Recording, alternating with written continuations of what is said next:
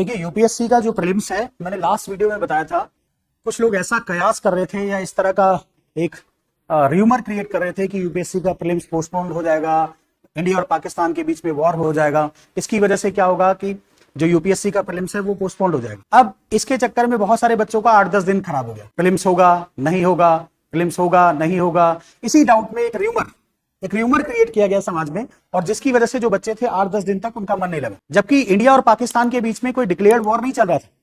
But still वो बच्चे, क्योंकि बहुत सारे बच्चे होते हैं सोचते हैं थोड़ा पोस्टपोन हो जाए, थोड़ा और टाइम तैयारी का मिल जाए, इस चक्कर में बेचारे उन लोगों का 8-10 दिन खराब हो गया। मैंने उस टाइम पे भी वीडियो बनाई थी और उस वीडियो में बोला था कि यूपीएससी का प्रीलिम्स पोस्टपोन नहीं होगा। उसका लॉजिक भी मैंने बताया था। रीजन क्या है कि एक तो कोई डिक्लेयर्ड वॉर नहीं है, प्लस दूसरा क्या है कि यूपीएससी एक बार अगर प्रीलिम्स पोस्टपोन करता है तो अगर देखें भी तो वो क्या है कि पूरा शेड्यूल जो साल भर का बनाया होता है उसने, क्योंकि वो यूपीएससी एक एग्जाम नहीं कंडक्ट करता, वो बहुत सारे एग्जाम कंडक्ट कराता है, तो वो पूरा शेड्यूल ही उसमें सफर कर जाता है। उसको सारा शेड्यूल चेंज करना पड़ेगा, सारे एग्जाम का, सारे इंटरव्यू बोर्ड का, सब कुछ शेड्यूल चेंज करना पड़ेगा।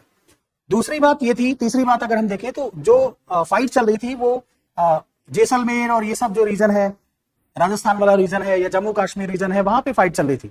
और एक चीज और मैं बताता हूँ, कुछ लोग बोलते हैं कि वहां के बच्चे सफर कर रहे हैं, ये कर रहे हैं। बॉर्डर एरियाज के जो बच्चे होते हैं, ज्यादातर क्या 99.99% बच्चे जो होते हैं ना, वो दिल्ली में आके तैयारी कर रहे हैं।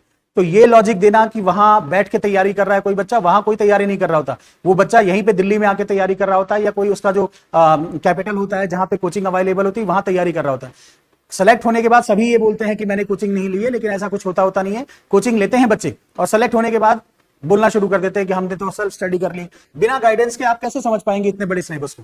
ये जो बकवास करते हैं ना लोग, बिना हम कोचिंग के, बिना उसके, आपने चाहे यूट्यूब से ही कोचिंग ली या किसी वीडियो से ही देखा, बिना गाइडेंस के आप इस पूरे एग्जाम प्रोसेस को समझ ही नहीं सकते। सो वो बच्चे ठीक है इस सेंटर्स पे आ जाते हैं या फिर दिल्ली में रहते हैं तो वहां से तैयारी करते हैं। यूपीएससी ने अभी एडमिट कार्ड भी इशू कर दिया है, लोगों के सेंटर भी आ गए हैं और ये कंफर्म हो गया कि एग्जाम 25 को होने वाला है। अब जो लास्ट वीक बचा है, लास्ट वीक का मतलब आज कितना है, 17 है, कल 18 होगा, 18 के बाद आप देखेंगे 25 तक, तो उसमें जो लास्ट वीक में हमारी क्या स्ट्रेटेजी रहनी चाहिए, ये हमें फोकस करना है। देखिए मैं आपको एक सिंपल सी बात बताता हूं, लास्ट वीक में जो भी नोट्स हैं आपके पास, सिर्फ उन्हें ही रिवाइज करिए। पहली बात, फर्स्ट जो नोट्स हैं उनको रिवाइज करिए।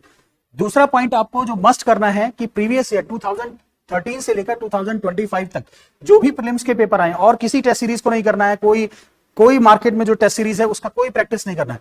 सिर्फ आपको जो प्रीवियस ईयर के पेपर दिए हुए हैं 2013 से 2025 तक, उनको प्रैक्टिस करना है, उनमें देखना है कि क्या ठीक है उसमें यूपीएससी छुपाने की कोशिश करता है, किन वर्ड्स के साथ प्ले करता है, नेवर, ऑलवेज, आइदर, ठीक है, इस तरह के जो वर्ड्स हैं, ओनली, इनके साथ जो वो किस तरह ब्यूटीफुली प्ले करता है, उस चीज को समझना है। और टाइमिंग वही रखनी है। इनकी प्रैक्टिस की टाइमिंग क्या है, 9:30 to 11:30 जीएस का पेपर देना है और 2:30 to 4:30 आपको सीसेट का पेपर देना है। आप अगर इस तरह से एक वीक तक प्रैक्टिस करेंगे तो आपकी आंखें, दिमाग सब सेट हो जाएगा और फिर आप एक अच्छा परफॉर्मेंस वहां दे पाएंगे। बाकी जो टाइम बचता है उसमें आप रिवाइज करिए। आप किस चीज को रिवाइज कर सकते हैं, आपने जो भी नोट्स बनाए सिर्फ नोट्स रिवाइज करिए, फालतू की बुक्स नहीं कंप्लीट कर पाएंगे आप। जो भी आपके पास नोट्स हैं जिसको आपने कई बार पढ़ा हुआ है उसको आप रिवाइज करें, यही स्ट्रेटेजी है। और दूसरी बात है, पैनिक मत करिए बिल्कुल। ऐसा कुछ नहीं है कि आप इन कई लोग क्या है, जागना शुरू कर देते हैं, दिन रात पढ़ना शुरू कर देते हैं, पूरे रूम में बुक्स ही बुक्स बिखेर देते हैं और फिर उसके बाद पढ़ना मतलब जी जान से पढ़ना शुरू कर देते हैं, सोएंगे नहीं, रात भर जागते रहेंगे, अगले दिन भी जागते रहेंगे, 2-4 दिन। ऐसा बेकार काम नहीं करना है। आराम से पढ़िए, रात को 11 बजे सोइए, 6-7, आप ऐसा कुछ नहीं कर पाएंगे 6-7 दिन में जो साल भर में नहीं कर पाए। जो आपने साल भर में किया हुआ है वही आपको वहां रिफ्लेक्शन होगा, एग्जाम में भी वही रिफ्लेक्ट कर पाएंगे। आप इन कमिंग 6-7 दिनों में कुछ नहीं कर पाएंगे। तो जितना 6-7 दिनों में आप एक नॉर्मल लाइफ जिए, 11 बजे सो जाइए, सुबह 6 बजे उठिए, फिर उसके बाद सारा दिन पढ़िए, खूब डेडिकेशन से पढ़िए। और दूसरा, सोशल मीडिया, मोबाइल, इन सब चीजों से थोड़ा दूर रहिए, ठीक है। इनसे single minded dedication, single minded focus से आप इसकी तैयारी करिए। 7 डेज अभी भी बचे हुए हैं, 7 डेज भी आपके लिए अगर आप स्ट्रेटेजिकली तैयारी करेंगे, स्ट्रेटेजी से तैयारी करेंगे तो ये बहुत अच्छा एक गेम चेंजर हो जाएगा आपके रिजल्ट में, ठीक है। तो ये इस तरह की स्ट्रेटेजी आप फॉलो करिए लास्ट 7 डेज में। और ज्यादा पैनिक मत करिए, ज्यादा डरने की जरूरत नहीं है, अपने शेड्यूल को मत खराब करिए। आप सोइए टाइम से, जितना अच्छा सोएंगे, जितना कम टेंशन लेंगे, उतनी अच्छी आपकी प्रिपरेशन होगी यूपीएससी में।